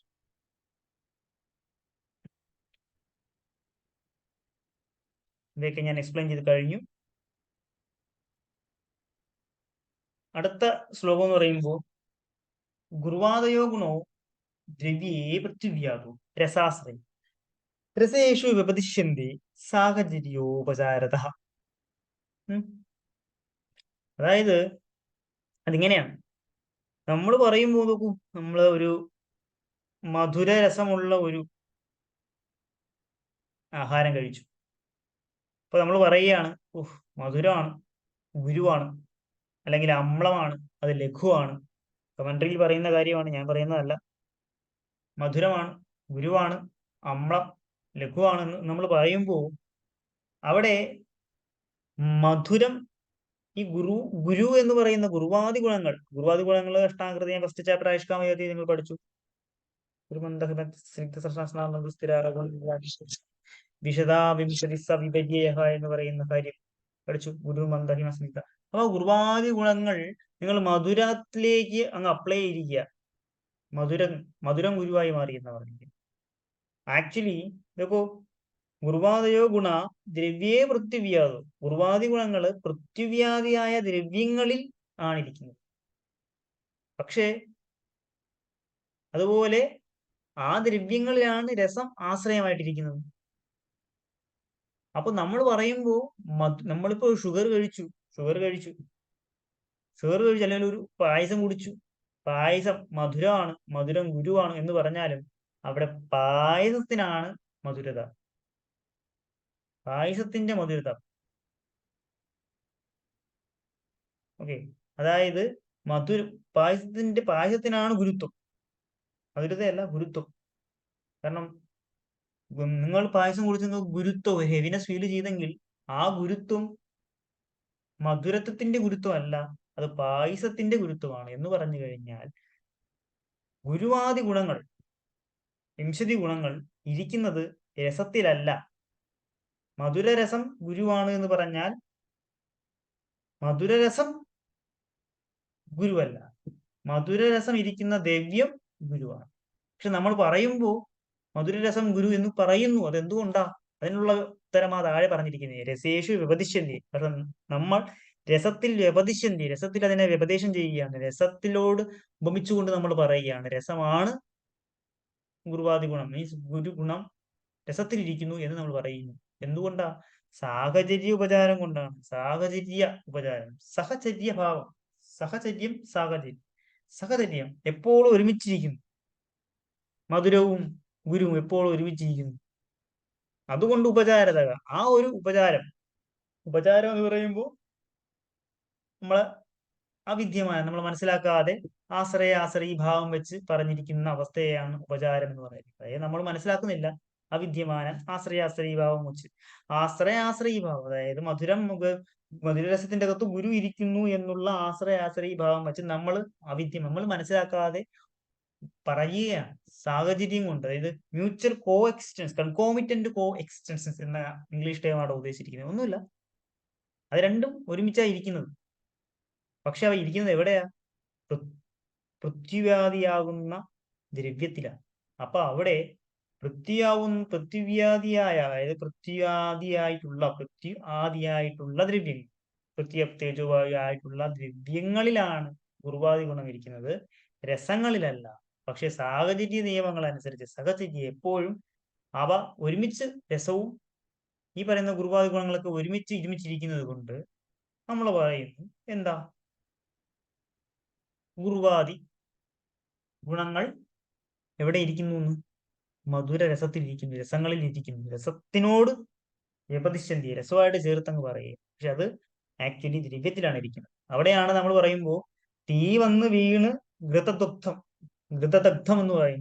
തീ വന്ന്, അതായത് ഘൃതം, ചൂടുള്ള നെയ്യ് കയ്യിൽ വന്ന് വീണ് പൊള്ളി, അല്ലെങ്കിൽ ശരീരത്തിൽ വീണ് പൊള്ളി. ഇവിടെ പറയുമ്പോൾ നമ്മൾ പറയുന്നത് എന്താ?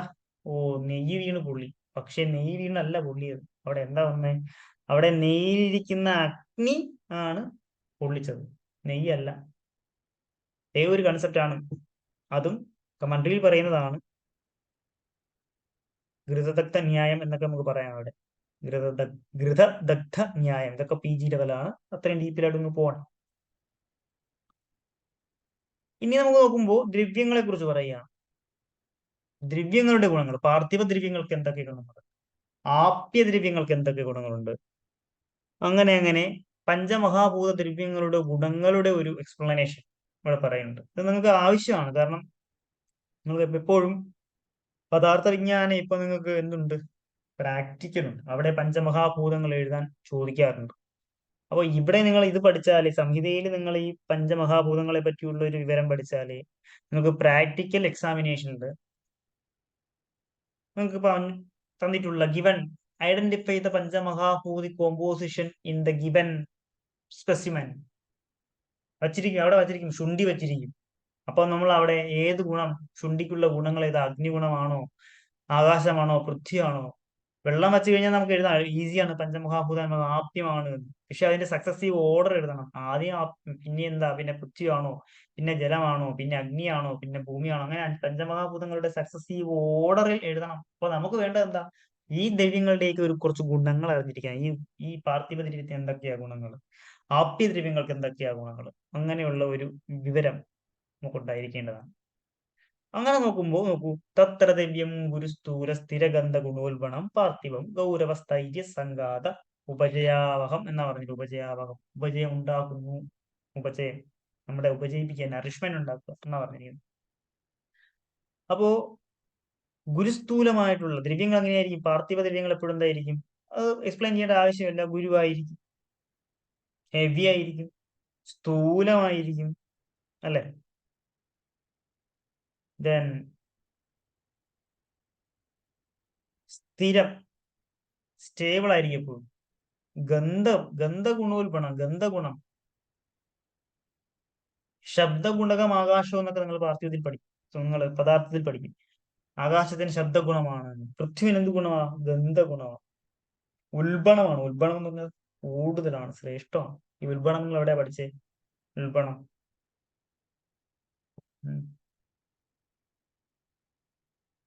ഉൽബണം, കഫോൽബണം, ആനൂപം തു കഫോൽബണം. ആനൂപദ്രവ്യങ്ങൾ കഫ ഉൽബണമാണ്, കഫ ശ്രേഷ്ഠമാണ്. ആനൂപ ദ്രവ്യങ്ങളിൽ ഉൽബണ അവസ്ഥയിൽ ഇരിക്കുകയാണ് കഫം. ആനൂപ ദേശത്തിൽ കഫം ഉൽബണാവസ്ഥയിലാണ്. അപ്പൊ പാർത്ഥിവം ഗൗരവത ഉണ്ടാക്കുന്നുണ്ട്, ഗുരുത്വം ഉണ്ടാക്കുന്നുണ്ട്, സ്ഥൈര്യത പ്രൊവൈഡ് ചെയ്യുന്നുണ്ട്. ദെൻ സംഘാതം, സംഘാതം എന്ന് പറയുമ്പോൾ അങ്ങനെ കൂടിച്ചേർന്നിരിക്കുന്ന ഒരു അവസ്ഥ, ഒരു കൺസിസ്റ്റൻസി പ്രൊവൈഡ് ചെയ്യുന്നുണ്ട്. അതുപോലെ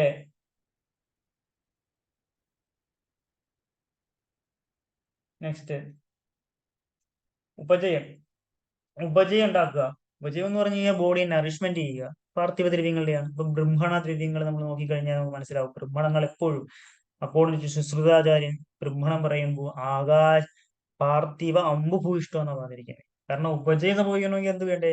പാർത്ഥിവാംശം വേണം, സ്ഥിരത ഉണ്ടാകണം. ഉപജയം ഉണ്ടാകണമെങ്കിൽ സ്ഥിരത വേണം, സ്ഥിരത്വം, ഗൗരവത്വം വേണം. ഇപ്പൊ പാർത്ഥിവമാണ്. അതാണ് ബ്രഹ്മണ ദ്രവ്യങ്ങൾ എപ്പോഴും പൃഥ്വി അമ്പുഭൂയിഷ്ടമായിരിക്കും. നിങ്ങൾ ശുശ്രൂഷ സംഹിത ശാരീരസ്ഥാനം പഠിക്കുമ്പോൾ, സൂത്രസ്ഥാനം പഠിക്കുമ്പോൾ അവിടെ 41st ചാപ്റ്ററിൽ പഠിക്കും ഗുണം. അപ്പൊ സ്ഥിര ഗന്ധ ഗുണമായി. പിന്നെ ഗൗരവതയും ഈ സ്ഥൈര്യവും സംഘാതം, ഒരു കൺസിസ്റ്റൻസി പ്രൊവൈഡ് ചെയ്യുക, സ്റ്റെബിലിറ്റി പ്രൊവൈഡ് ചെയ്യുക, ഇവയൊക്കെ തന്നെയാണ്. ഇതൊക്കെ നമുക്ക് ചോദിക്കാം, വേണമെങ്കിൽ MCQൽ ചോദിക്കാവുന്നതാണ്. പക്ഷെ കുറച്ച് ഡീപ്പായി പോകുന്നുള്ളത് കൊണ്ട് പഠിച്ചു കഴിഞ്ഞാൽ വളരെയധികം നല്ല കാര്യം. അത് കഴിഞ്ഞിട്ട് ആപ്യദ്രവ്യങ്ങളിലേക്ക് പോകുക. ആപ്യദ്രവ്യങ്ങളോട്ട് പോകുമ്പോൾ ഇപ്പൊ സംഘാതത്തിന് കാഠിന്യം എന്ന് പറഞ്ഞില്ല, സംഘാതം കാഠിന്യം എന്നാണ് ഇവിടെ മാധുരി പറഞ്ഞിരിക്കുന്നത്. അതിനുശേഷം പറയുമ്പോൾ ദ്രവശീത ഗുരുസ്നിഗ്ധ മന്ദസാന്ദ്ര രസോത്ഭണം ആപ്യം സ്നേഹന നിശ്ചന്ത ക്ലേദ പ്രഹ്ലാദ ബന്ധർ. ഓക്കെ, സോ ഞാൻ ഒരു കാര്യം വിട്ടുപോയി. ഞാൻ നേരത്തെ പറഞ്ഞു പാർത്ഥിവ ദ്രവ്യങ്ങൾ സുശ്രുതധാര പറയുമ്പോൾ അവിടെ അതിന്റെ രസവും കൂടെ പറയുന്നുണ്ട്. എന്ത് രസമാണ് പറഞ്ഞിരിക്കുന്നേ? അവിടെ രസം പറയുമ്പോൾ മധുരവും ഈഷത് കഷായ രസം എന്നാണ് പറഞ്ഞിരിക്കുന്നത്. കഷായ രസം ഈഷത്, മധുരരസം, കുറച്ച് കഷായ രസം. നമ്മൾ സസ്നേഹം, ഈഷത് സ്നേഹം, സസ്നേഹം, ചിത്തം സസ്നേഹ തീഷ്ണോഷ്ണം. അവിടെ സസ്നേഹം എന്ന് പറഞ്ഞാൽ സസ്നേഹം എന്താ? ഈഷത് സ്നേഹം എന്നാക്കാൻ മട്ടിക്ക് പറഞ്ഞിരിക്കുന്നത്. അതുപോലെ തന്നെയാണ് ഈഷത് കഷായം. പാർത്ഥിവ ദ്രവ്യങ്ങൾക്ക് മധുരവും ഈഷത് കഷായ ദ്രവ്യ ഗുണവും കൂടെ ഉണ്ട് എന്ന് പറയുന്നുണ്ട്. മനസ്സിലായില്ലേ? അതുപോലെ അധോഗാമി ഭൂയിഷ്ടം. പാർത്ഥിവ ദ്രവ്യങ്ങളാ അധോഗാമിക്ക് കാരണം. ഗുരുത്വം പറയുമ്പോ അങ്ങനെയല്ലേ പറയുന്നേ? എന്താ പറഞ്ഞിരിക്കുന്നേ? ആദ്യ പതന സമവായി കാരണം. ആദ്യ പതനത്തിന് വേണ്ടി താഴോട്ടേക്ക് വരണം, താഴേക്ക് വരണം. അധോഗാമി ഭൂയിഷ്ടം. താഴേക്ക് വരാൻ ആര് വേണം? പൃഥ്വി വേണം, പാർത്ഥിവ ദ്രവ്യം. അപ്പൊ ഇവിടെ നോക്കുക, അഡീഷണൽ ആയിട്ട് പറഞ്ഞ കാര്യങ്ങൾ എന്തൊക്കെയാ? മന്ദഗുണം ഈ പറയുന്ന സുശ്രുതധാരൻ അഡീഷണൽ ആയിട്ട് പറയുന്നുണ്ട് പാർത്ഥിവ ദ്രവ്യങ്ങളിൽ മന്ദഗുണം. പിന്നെ പറഞ്ഞിരിക്കുന്നത് ഈ കഷായ രസവും ഈഷത് സ്നിഗ്ധ ഗുണവും ഒക്കെയാണ്. പിന്നെ അടുത്ത ഗുണങ്ങളോട് നമ്മൾ നോക്കുമ്പോൾ പറഞ്ഞിരിക്കുന്നത് ആപ്യദ്രവ്യങ്ങളാണ്. ആപ്യദ്രവ്യങ്ങൾ പറയുമ്പോൾ ദ്രവശീത ഗുരുസ്നിഗ്ധ മന്ദസാന്തര രസോൽപ്പണം ആപ്യം സ്നേഹന വിശ്യന്ത ക്ലേദ പ്രഹ്ലാദ ബന്ധം. ദ്രവമാണ്, ശീതമാണ്, തണുപ്പുണ്ട്, ഗുരുവാണ്, ഹെവിയാണ്, സ്നിഗ്ധതയുണ്ട്, മന്ദമാണ്, പയ്യെ പയ്യെ പോകുന്നു, ശാന്തതയുണ്ട്. നോക്കൂ, അവിടെ നമുക്കൊരു കോൺട്രഡിക്ഷൻ നോക്കാം. ശാന്തതയും പറയുന്നുണ്ട്, ദ്രവതയും പറയുന്നു. രണ്ടും പരസ്പരം കോൺട്രഡിക്ഷൻ ആണ്, അല്ലെ? കോൺട്രഡിക്റ്റഡ്. പക്ഷെ അവിടെ നമ്മൾ നോക്കുമ്പോൾ എന്ത് മാത്രമേ നോക്കുന്നുള്ളൂ? അവിടെ കമന്റ് പറഞ്ഞിരിക്കുന്നത് അവിടെ ആർദ്രത നോക്കിയാൽ മതി എന്നാ പറഞ്ഞിരിക്കുന്നത്. സാന്ദ്രമായാലും അവിടെ ആർദ്രതയുണ്ട്, ദ്രവമായാലും അവിടെ ആർദ്രതയുണ്ട്. നമ്മൾ അവിടെ പഠിക്കുമ്പോൾ ഹേമാദ്രി പറയുന്ന കമന്റ് പറയുമ്പോൾ ദ്രവത്തിന് ഡിഫറെന്റ് ഒപ്പീനിയൻ. ദ്രവേ സാന്ദ്രം പ്രസാദനം യസ്യ ദ്രവ്യസ്യ പ്രസാദനീയ ശക്തി സാന്ദ്രം യസ്യ ദ്രവ്യസ്യ വിലോടനീയ ശക്തി ദ്രവം. അങ്ങനെയൊക്കെ. അപ്പൊ ദ്രവവും സാന്ദ്രവും മ്യൂച്വലി കോൺട്രഡിക്ട് ചെയ്യുന്ന രണ്ട് ഗുണങ്ങളാണെങ്കിലും ഇവ രണ്ടും ഒന്നിൽ തന്നെ നിൽക്കുന്നു എന്നുള്ളതിന്റെ കാരണം എന്താ? അവിടെ ആർദ്രത എന്ന് പറയുന്ന ഒരു അവസ്ഥ എടുത്താൽ മതി. ആർദ്രത എന്ന് പറഞ്ഞാൽ ആപ്യത്തിന്റെ ഭാവമാണ്. രസ ഉൽപ്പണം, രസം കൂടുതലാണ്. അപ്പോൾ ഗന്ധോൽപ്പണം പാർത്ഥിവം, രസോൽപ്പണം ആപ്യം. ഇവിടെയുണ്ട് മധുരപ്രായമാണ് എന്നാണ് സുശ്രുതധാരൻ പറഞ്ഞിരിക്കുന്നത്. രസം പറഞ്ഞിട്ടുണ്ട്, മധുരപ്രായം, മധുരമാണ് കൂടുതൽ. ഇനി ആപ്യം എന്തൊക്കെ ചെയ്യുക? സ്നേഹനം ചെയ്യും, വിഷ്യന്തനം ചെയ്യും, സ്നേഹനക്രിയ ചെയ്യും, ആപ്യ ധരിക്കും. അപ്പൊ നമ്മൾ സ്നേഹനത്തിന്റെ ഗുണങ്ങൾ നോക്കിയാൽ മതി. സ്നേഹം 15 അധ്യായം ഇപ്പോൾ നിങ്ങൾക്ക് ഇല്ല. ഇവിടെ 16 അധ്യായം സ്നേഹാധ്യായം പറയുമ്പോൾ അവിടെ സ്നേഹനത്തിന്റെ ക്വാളിറ്റി പറയുമ്പോൾ ഓൾമോസ്റ്റ് ഈ പറയുന്ന എല്ലാ ക്വാളിറ്റിയും പറയുന്നു. പിന്നെ വിഷ്യന്തനം ഉണ്ടാക്കും. വിഷ്യന്തം എന്ന് പറഞ്ഞാൽ സ്രാവമാണ്. എന്താ? സ്രോതോസ്രാവം. സ്രോതസ്സിൽ നിന്നുണ്ടാകുന്ന സ്രാവത്തെയാണ് സ്രോതസ്സിൽ നിന്ന് സ്രവിക്കുക. വിഷ്യന്തനത്വം, സ്രോതോസ്രാവം ആണ് അഭിഷന്തം. കൺജക്റ്റീവ് നമ്മൾ അഭിഷന്തം എന്ന് പറഞ്ഞിരിക്കുന്നത്. അഭി രണ്ട് രണ്ട് രണ്ട് കണ്ണുകളിൽ നിന്ന് സ്യന്തനം ഉണ്ടാവും, ഒരു വാട്ടറിങ് ഉണ്ടാകുക, സ്യന്തനം, അഭിഷന്തത്വം, അഭിഷന്തനം. ഈ അഭിഷന്തം എവിടെ നിങ്ങൾ വേറെ മുമ്പ് എവിടെയാ കേട്ടിട്ടുള്ളത്? മൂന്നാമത്തെ ചാപ്റ്റർ ഋതുചര്യ അധ്യായത്തിൽ അവിടെ പറയുന്നത് നിങ്ങൾക്ക് ഓർമ്മയുണ്ടാവും. ന രൂക്ഷം ന അഭിഷന്തി പാനാദീഷു അമൃതോമപം ഹംസോദകം ന അഭിഷന്തി അല്ല എന്നാ പറഞ്ഞിരിക്കുന്നത്. എന്ന് വെച്ചാൽ കഫം വർദ്ധിപ്പിക്കില്ല. അഭിഷന്തി എന്ന് പറഞ്ഞാൽ സ്രോതോസ്രാവം എന്ന് പറയുമ്പോൾ സ്രാവം ഉണ്ടാക്കുക എന്ന് പറഞ്ഞാൽ ആപ്യഭാവം വർദ്ധിക്കുക എന്ന് പറഞ്ഞാൽ കഫഭാവം വർദ്ധിക്കുക. കാരണം എന്തുകൊണ്ടാ? പൃഥ്വി അംബുഭ്യാം അംബുധാതുഭ്യാം സോറി അംബുഭ്യാം ആകാ ശ്ലേഷ്മം പൃഥ്വി അമ്പൂരിൽ നിന്നാണ് ഉണ്ടായിരിക്കുന്നത്. വെള്ളത്തിൽ നിന്നാണ് ഉണ്ടായിരിക്കുന്നത്. അപ്പോ വിഷ്യന്തനത്വം വേറെയും നിങ്ങൾ പഠിച്ചിട്ടുണ്ട് ഒരുപാട് ഇടത്തില്. എവിടെയാ? രാത്രി ജാഗരണം, രൂക്ഷം ന രൂക്ഷം ന അഭിഷന്തി തു അസീന പ്രജലായുധം. ഇതിൽ അങ്ങോട്ട് ഉറങ്ങിക്കഴിഞ്ഞു കഴിഞ്ഞാൽ അത് അഭിഷന്തത്വം ഉണ്ടാക്കില്ല എന്ന് പറഞ്ഞാൽ കഫത്തിന്റെ സ്രോതസ്സിന് സ്രാവം ഉണ്ടാക്കില്ല എന്ന് പറഞ്ഞാൽ കഫ വർധനവല്ല എന്ന് പറഞ്ഞിരിക്കുന്നു. പിന്നെ ഇപ്പോൾ ക്ലേദത്തിനൊക്കെ ഒരുപാട് അർത്ഥങ്ങൾ പറയുന്നത്. ക്ലേദം എന്ന് പറഞ്ഞാൽ മല, ആർദ്രത എന്നൊക്കെ, ശോണിതത്തിൽ നിന്നുണ്ടാവുന്ന വികാരമെന്നും മലത്തിന്റെ ആർദ്രതാഭാവമൊന്നും, ക്ലേദം, സ്വെറ്റിങ്, അങ്ങനെയൊക്കെ എടുക്കാം. അവയൊക്കെ ആപ്യദ്രവ്യത്തിന്റെ ഫംഗ്ഷനാണ്. പ്രഹ്ലാദം, തൃപ്തി എന്ന് പറഞ്ഞിരിക്കുന്നത് കമന്ററിയിൽ. തൃപ്തി, സാറ്റിറ്റി. ആക്ച്വലി പ്രഹ്ലാദം നമ്മൾ നോക്കുമ്പോൾ ഈ ഹ്ലാദനം സ്തംഭം എവിടെ, ഇതേ ഈ ചാപ്റ്ററിൽ തന്നെ നിങ്ങൾ അങ്ങോട്ട് പോകുമ്പോൾ ശീതവീര്യത്തിന്റെ ഗുണം പറയുമ്പോൾ, ശീതവീര്യത്തിന്റെ ഫംഗ്ഷൻ പറയുമ്പോൾ പറയും ഹ്ലാദനം, ജീവനം. പ്രസാദം, രക്തപിത്തയോ, രക്തപിത്ത പ്രസാദനമെന്നും ഹ്ലാദനമെന്നൊക്കെ പറയും. പ്രഹ്ലാദം, തൃപ്തി ഉണ്ടാക്കുക, സന്തോഷം ഉണ്ടാക്കുക എന്ന് വേണമെങ്കിലും പറയാം. ബന്ധകൃത്ത് എന്ന് പറയുമ്പോൾ ചൂർണാദി പിണ്ഡീഭാവഹേതു, ചൂർണാദി പിണ്ഡീഭാവം, ചൂർണാദികളെ പിണ്ഡീയാക്കണമെങ്കിൽ, ചൂർണമായിട്ടുള്ള സാധനങ്ങളെ പിണ്ഡം ഉണ്ടാക്കണമെങ്കിൽ അവിടെ എന്ത് വേണം? ആപ്യഭാവം വേണം. കാരണം ആപ്യഭാവം ഉണ്ടെങ്കിൽ ആ ചൂർണാദികളൊക്കെ ഇങ്ങനെ കട്ടിയായി ഉരുണ്ട് എന്താ ഒരു പോലസുപോലാവത്തും. അപ്പൊ അങ്ങനെ ബന്ധത്വം ഉണ്ടാക്കുക, ഒരു സ്ട്രോങ് ഒരു ബോണ്ടിങ്, അഡീഷൻ ഉണ്ടാക്കുക. അഡീഷൻ ആണെങ്കിൽ അവിടെ എന്ത് വേണം? അവിടെ ഒരു ആപ്യഭാവം വേണം എന്തായാലും. അതിനുശേഷം അടുത്ത് പറഞ്ഞിരിക്കുന്നത്, അവിടെയും നമ്മൾ പറഞ്ഞു എക്സ്ട്രാ പറയുന്ന സാധനങ്ങൾ ഇതൊക്കെ ഉള്ളൂ. സുശ്രുതന് എക്സ്ട്രാ ആയിട്ടൊന്നും പറയുന്നില്ല. പിന്നെ ഉള്ളത് ആഗ്നേയ ദ്രവ്യങ്ങളാണ്. അവിടെ പറയുമ്പോൾ രൂക്ഷ, തീഷ്ണ, ഉഷ്ണ, വിശദ, സൂക്ഷ്മ രൂപ, ഗുണോൽബണം, ആഗ്നേയം, ദാഹ, ഭാവർണ്ണ, പ്രകാശ, പതനാത്മകം. ആഗ്നേയം എങ്ങനെയാ? രൂക്ഷമാണ്, തീഷ്ണമാണ്, ഉഷ്ണമാണ്, വിശദമാണ്. ഓക്കെ, രൂക്ഷമാണ്, നമുക്കറിയാം, റഫാണ്. തീക്ഷ്ണമാണ്, പെനിട്രേറ്റിംഗ് പവറുള്ള സാധനമാണ്. ഉഷ്ണമാണ്, വിശദ ഗുണമുള്ള സാധനമാണ്. വിശദ ഗുണം നമ്മൾ 3 പഠിക്കും വിശദ ഗുണം.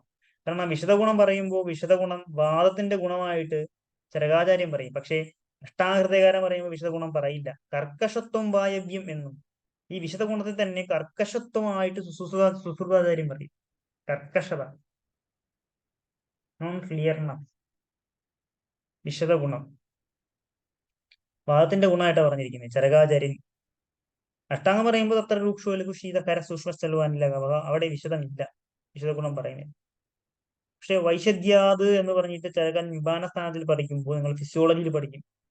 വൈശുദ്ധ്യ ഗുണങ്ങൾ കൊണ്ട് എന്തൊക്കെ വാദപ്രകൃതിയുള്ള വ്യക്തിക്ക് വൈശുദ്ധ്യ ഗുണങ്ങൾ കൊണ്ട് എന്തൊക്കെ എഫക്റ്റ് ഉണ്ടാകും. ഓക്കെ, സോ ആഗ്നേയ ദ്രവ്യങ്ങളും വിശദ ഗുണം പ്രോസസ് ചെയ്യുന്നുണ്ട് എന്ന് മനസ്സിലാക്കും. പിന്നെ സൂക്ഷ്മ ഗുണങ്ങളുണ്ട്. രൂപ ഗുണോൽപ്പണം.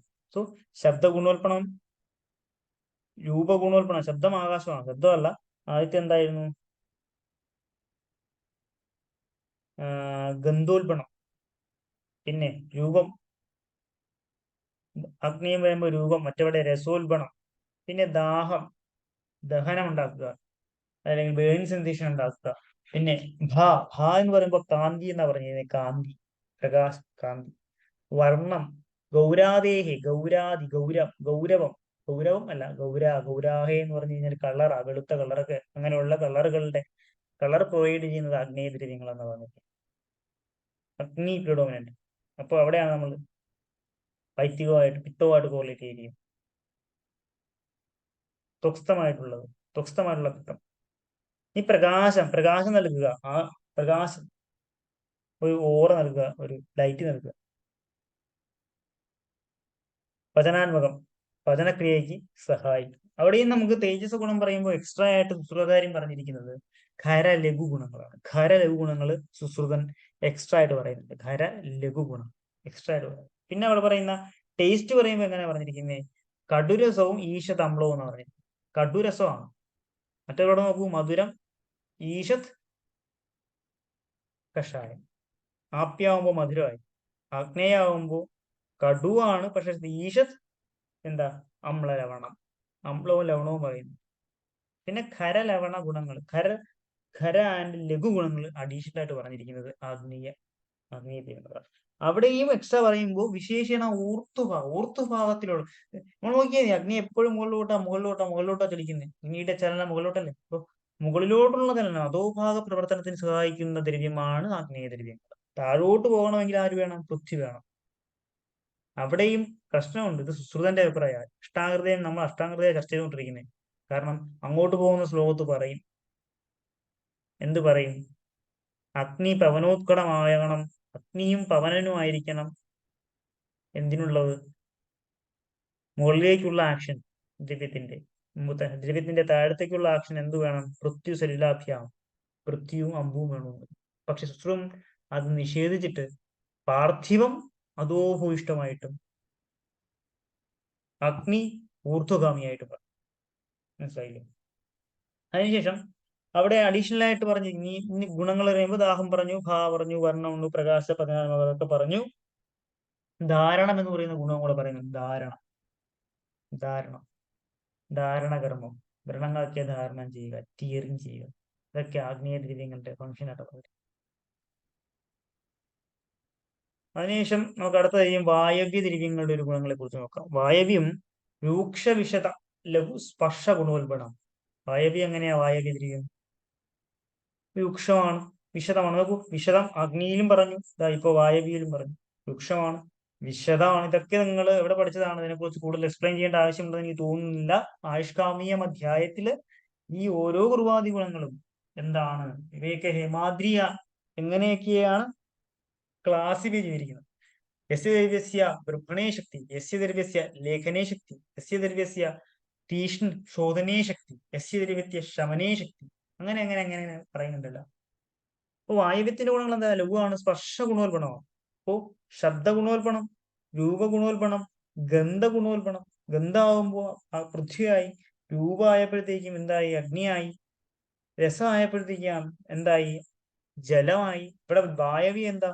സ്പർശ ഗുണോൽപണമാണ്. സ്പർശ ഗുണം വായുവിനാന്ന് പറഞ്ഞിരിക്കുന്നത്. പിന്നെ എന്താ ഉള്ളത്? രൗക്ഷ്യത ഉണ്ടാക്കുക, ബോഡി രൗക്ഷ്യത ഉണ്ടാക്കുക, ലാഘവകത ഉണ്ടാക്കുക. പിന്നെ പറഞ്ഞിരിക്കുന്നത് എന്താ?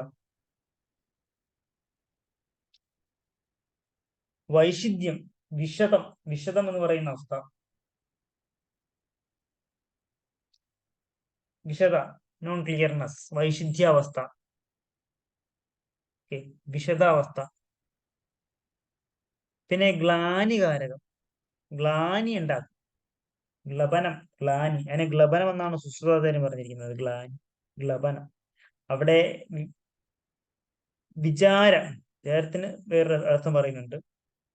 അവിടെ ഗ്ലബനം എന്ന് പറയുമ്പോൾ സുശ്രുതാചാര്യം പറഞ്ഞിരിക്കുന്നത്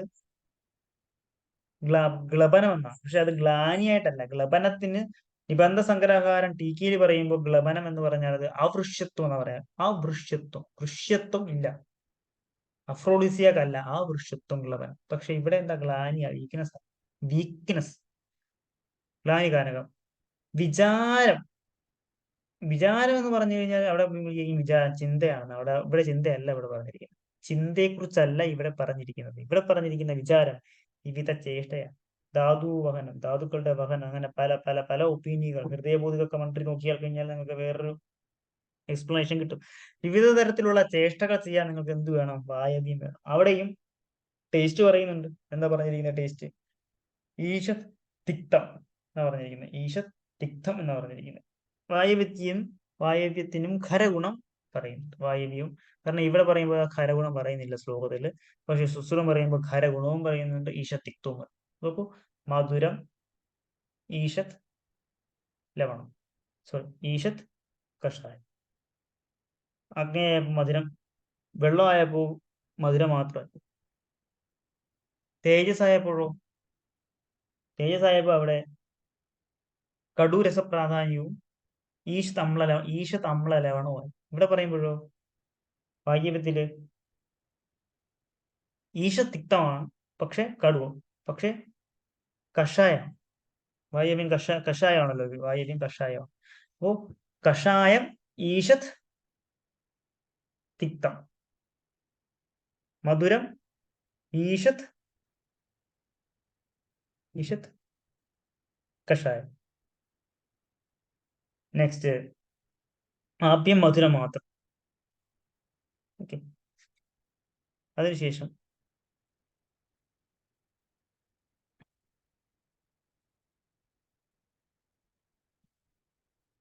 നാഭസത്തിന്റെ ഗുണം.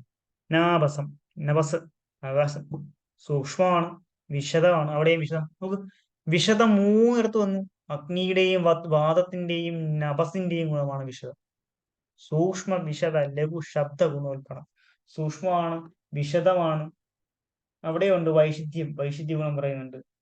ഓക്കെ, അവിടെ ശബ്ദ ഗുണോൽപ്പണമാണ്. ശബ്ദ ഗുണകം ആകാശം അവിടെ പറയുന്നുണ്ട്.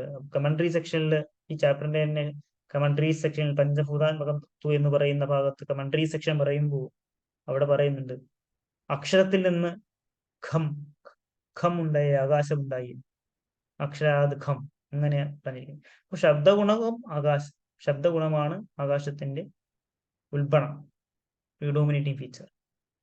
പിന്നെ ലഘുതയുണ്ട്, സൂക്ഷ്മതയുണ്ട്, ലൈറ്റ്നെസ് ആണ്, സൂക്ഷ്മമാണ്, വിശദമാണ്, സൗശീര്യം ഉണ്ടാക്കും. സൗശീര്യം എന്ന് പറയുമ്പോൾ അവിടെ രന്ധ്രത്വം, ഒരു ഹോൾ ഉണ്ടാക്കുക അല്ലെങ്കിൽ ഒരു ഓപ്പണിംഗ് ഉണ്ടാക്കുക എന്നൊക്കെ പറയാം. പിന്നെ ബോഡിയെ ലൈറ്റ് ചെയ്യിപ്പിക്കുക, ലഘുത്വം, ലാഘവത്വം ഉണ്ടാക്കുന്നതിന് ആവശ്യമാണ്.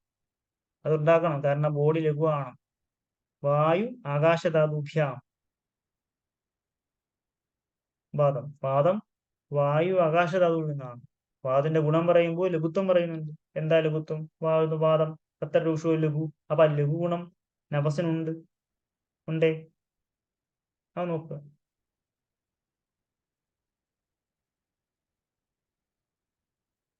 അടുത്തത്, എല്ലാ ദ്രവ്യങ്ങളും എന്താ പറഞ്ഞിരിക്കുന്നേ? എല്ലാ ദ്രവ്യങ്ങളും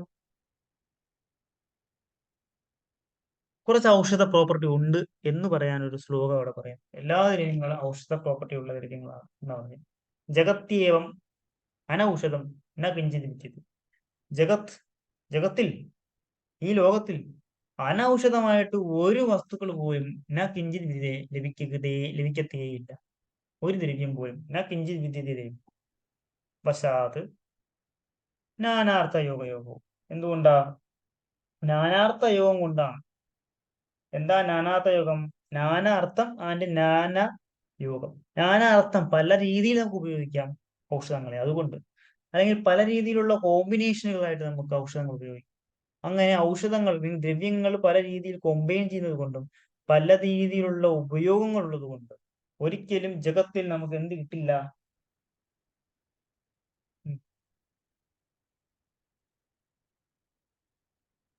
അനൗഷധമായിട്ടുള്ള ആഹാരം ഒരു ദ്രവ്യവും കിട്ടില്ല. പശ്ചാത്, വശം കൊണ്ടാണ്. വശം അവരുടെ സാമർഥ്യം കൊണ്ടാണ്. അതാണ് അവരുടെ സാമർഥ്യം. സാമർഥ്യാത്, എന്താണ് അവരുടെ സാമർഥ്യം? അവ എല്ലാ ദ്രവ്യങ്ങളും നാനാ അർത്ഥയോഗ ദ്രവ്യങ്ങളാണ്. നാനാ അർത്ഥം, പല അർത്ഥങ്ങൾ, പല യോഗങ്ങൾ. നാനാർത്ഥം, പല പല അർത്ഥങ്ങളുണ്ട്, പല പല യോഗം, പല പല പ്രയോജനമുണ്ട്, പല പല യോഗങ്ങൾ, പല പല കോമ്പിനേഷനിൽ നമുക്ക് ഉപയോഗിക്കാം എന്നുള്ളത് കൊണ്ട് തന്നെ എല്ലാ ദ്രവ്യങ്ങളും പാഞ്ചഭൗതികത്വവും, അല്ലെ, എല്ലാ ദ്രവ്യങ്ങളും പാഞ്ചഭൗതികമാണ് എന്ന് ഒരു കോണ്ടെക്സ്റ്റിൽ പറയുന്നുണ്ട്. എല്ലാ ദ്രവ്യങ്ങൾക്കും എന്നുണ്ട്, എല്ലാ ദ്രവ്യങ്ങളും ഔഷധങ്ങളാണ് ഒരു രീതിയിൽ എന്ന് എക്സാമ്പിൾ ആയിട്ട് പറയുന്നുണ്ട്. അതിന് ഉപോത്ബലകമായിട്ട് കുറച്ച് കാര്യങ്ങൾ കമന്ററിയിൽ പറയുന്നുണ്ട്, നിങ്ങൾ വായിച്ചു നോക്കുക. എക്സസീവായി ഉപയോഗിച്ചു കഴിഞ്ഞാൽ ഷകൃതൊക്കെ കുറച്ച് ഷകൃതൊക്കെ നമുക്ക് എന്താണ്, അത് എന്തല്ല എന്ന് മെഡിസിൻ ആയിട്ട് ഉപയോഗിക്കാം എന്നൊക്കെ പറയുന്നുണ്ട്. കുറച്ച് മൃഗങ്ങളുടെ ഷകൃത്ത് അത് അപഥ്യമാണെങ്കിൽ പോലും, അല്ലെങ്കിൽ അത് ഒരുപാട് എക്സ്ട്രീം ഉപയോഗിച്ച് കഴിഞ്ഞാൽ അത് ഔഷധത്തിന്റെ പ്രോപ്പർട്ടി ഉണ്ടാകും എന്നൊക്കെ പഠിക്കും. ഉപനാഹ ശ്വേതമൊക്കെ പഠിക്കുമ്പോൾ നിങ്ങൾ അവിടെ പഠിക്കുക, ഗോകര ഉഷ്ട്ര മഹിഷ ഇവയുടെയൊക്കെ ഷകൃത്തും, അതുപോലെ ഭസ്തത്തിന്റെ ശിരസൊക്കെ നാഡീശ്വരത്തിലൊക്കെ ഉപയോഗിക്കുന്നുണ്ട്. അപ്പൊ എല്ലാ വസ്തുക്കളും എന്താണ്? ഔഷധമാണ്. ഔഷധമല്ലാത്ത വസ്തുക്കൾ ഇതേ കൺസെപ്റ്റ് ആര് പറയും? സുശ്രുതം പറയും. എങ്ങനെയാ പറഞ്ഞിരിക്കുന്നത്? ന അനൌഷധീഭൂതം ജഗതി കിഞ്ചിത് ദ്രവ്യം അസ്തി. അനൌഷധീഭൂതം, ഔഷധിയല്ലാത്ത ഒരു വസ്തുവും, ന അനൌഷധീഭൂതം ദ്രവ്യം കിഞ്ചിത്, അനൌഷധീഭൂതം കിഞ്ചിത് ദ്രവ്യം ജഗത് കിഞ്ചിത് ദ്രവ്യം അസ്തി. ജഗതി, ഈ ലോകത്ത് അനൌഷധമായിട്ടുള്ള യാതൊരു തരത്തിലുള്ള എന്തുമില്ല, വസ്തുക്കളും ഇല്ല.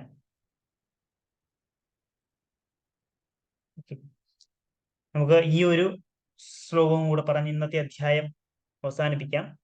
ഇന്നത്തെ അധ്യായമല്ല, ഇന്നത്തെ ക്ലാസ് അവസാനിപ്പിക്കാം. വളരെ സിമ്പിൾ ആയിട്ടുള്ള ഒരു ശ്ലോകമാണ്, അധികം കൂടുതൽ എക്സ്പ്ലെയിൻ ചെയ്യാനൊന്നുമില്ല. ഊർധ്വഗാമിയായിട്ടുള്ള ദ്രവ്യങ്ങൾ, അതായത് വമന ദ്രവ്യങ്ങൾ, നമ്മൾ പറയാം മദനാദി ഗണങ്ങൾ ആണ് ജനറലി ഊർധ്വമായിട്ട് എന്ത് ചെയ്യുന്നത്, പ്രവർത്തിക്കുന്നത്. അപ്പൊ ദ്രവ്യം ഊർധ്വഗമം, ഊർധ്വത്തിൽ ഗമിക്കുക, മുകളിലേക്ക് വരുന്ന ദ്രവ്യങ്ങൾ.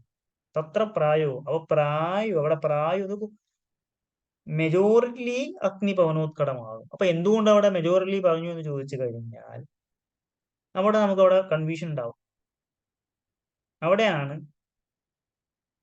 എന്തിന്റെ വരുന്നേ? ദന്തി ചിത്രകസ്യ തുല്യം. ദന്തിയാണ് ചിത്രകം. അവിടെ ദന്തിയും ചിത്രകവും അഗ്നിപവന ഉത്കടമാണ്. പക്ഷേ അഗ്നിപവന ഉത്കടമാണെങ്കിൽ ദ്രവ്യം എന്താകണം? ഊർധ്വഗാമിയാകണം.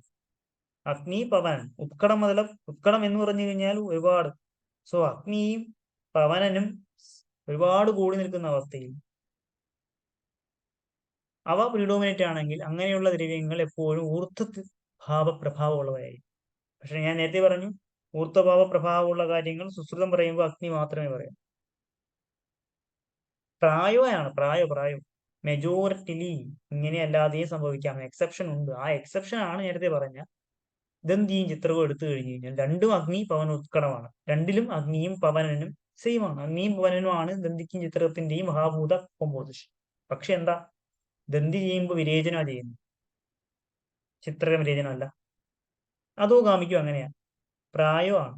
ജനറലി താഴോട്ട് പോകണമെങ്കിൽ എന്ത് വേണം? പൃഥ്വി വേണം, ആദ്യ പതന അസമവായി കാരണം. പക്ഷേ അത് ആരുടെ അഭിപ്രായ?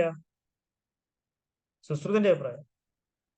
അഷ്ടാംഗൃതികാരൻ പറഞ്ഞത് എന്താ? അധോഗാമീച്ച ഭൂയിഷ്ടം. അധോഗാമിയായി പോകേണ്ട ദ്രവ്യങ്ങളുടെ ഭൂയിഷ്ടം അല്ലെങ്കിൽ കൂടുതൽ. എന്തിന്റെ കൂടുതലാ? ഭൂമി തോയ ഗുണങ്ങളുടെ ആധിക്യം. ഭൂമി തോയ ഗുണങ്ങളുടെ ആധിക്യം, അതായത് ഭൂമിയും തോയവും ആണ് കൂടുതലായിട്ട് വേണ്ടത്. അവിടെയും നമുക്ക് ഡിഫറൻസ് പറയുമ്പോൾ പ്രഭാവത്തിന്റെ എക്സാമ്പിൾ എടുത്താണ് പറയുന്നത്. പ്രഭാവം നമ്മൾ ഇതുവരെയും പഠിച്ചിട്ടില്ല. പ്രഭാവത്തിന്റെ എക്സാമ്പിൾ ആണ് അവിടെ എക്സാമ്പിൾ ആയിട്ട് പറഞ്ഞിരിക്കുന്നത്. അവിടെ ഇങ്ങനെ പറഞ്ഞിരിക്കുന്നത് മധുവും മൃദ്ദികയും തമ്മിലുള്ള ഒരു കോമ്പിനേഷൻ. മൃദ്ദിക വിരേചന ചെയ്യുന്നേ. കാരണം മൃദ്ദികയിൽ എന്താ ഉള്ളത്? ഭൂമിയും തോയവും. മധുകത്തിലും ഉള്ളത് ഭൂമിയും തോയവുമാണ്. പക്ഷെ മധുകം എന്ന് പറയുന്ന ഡ്രഗ് എന്താ ചെയ്യുന്നേ? ഊർധ്വഗാമിയാണ്, വമനമാ ചെയ്യുന്നത്. അതാണ് അതിന് കമന്ററി സെക്ഷനിൽ എക്സാമ്പിൾ ആയിട്ട് പറഞ്ഞിരിക്കുന്നത്. അതുകൊണ്ട് ആ പ്രായോ ശത്രുവിന് എപ്പോഴും അവിടെ ഒരു ഇമ്പോർട്ടൻസ് കൊടുക്കണം. കാരണം ഈ ദൈവ്യാദി വിജ്ഞാനീയ രസഭേദി അധ്യായത്തിൽ പലയിടങ്ങളിൽ നിങ്ങൾ പ്രായോ കാണും. കാരണം പ്രായഹ എന്ന് പറയാനേ പറ്റത്തുള്ളൂ. പല അവസരങ്ങളിലും ഇവയൊന്നും ഇങ്ങനെ ആക്ട് ചെയ്യില്ല. ഇവയൊക്കെ അങ്ങ് വേറെ രീതിയിൽ അങ്ങ് ആക്ട് ചെയ്യും, വേറെ രീതിയിൽ പ്രവർത്തിച്ചു കളയും. അപ്പോൾ പ്രായോ പറയാനേ നിവൃത്തിയുള്ളൂ ആചാര്യന്. ജനറലി ഇങ്ങനെയാണ്, പക്ഷേ കുറച്ച് എക്സെപ്ഷൻ ഉണ്ട് എന്ന് പറയേണ്ട അവസ്ഥ പലയിടങ്ങളിൽ ഈ ചാപ്റ്ററുകളിൽ നിർവ്യാധി വിജ്ഞാനീയത്തിലും രസവേദീയത്തിലും പല ഇടങ്ങളിലായിട്ട് നിങ്ങൾ കാണും, കൈകാര്യം ചെയ്യും. നമസ്കാരം, നന്ദി.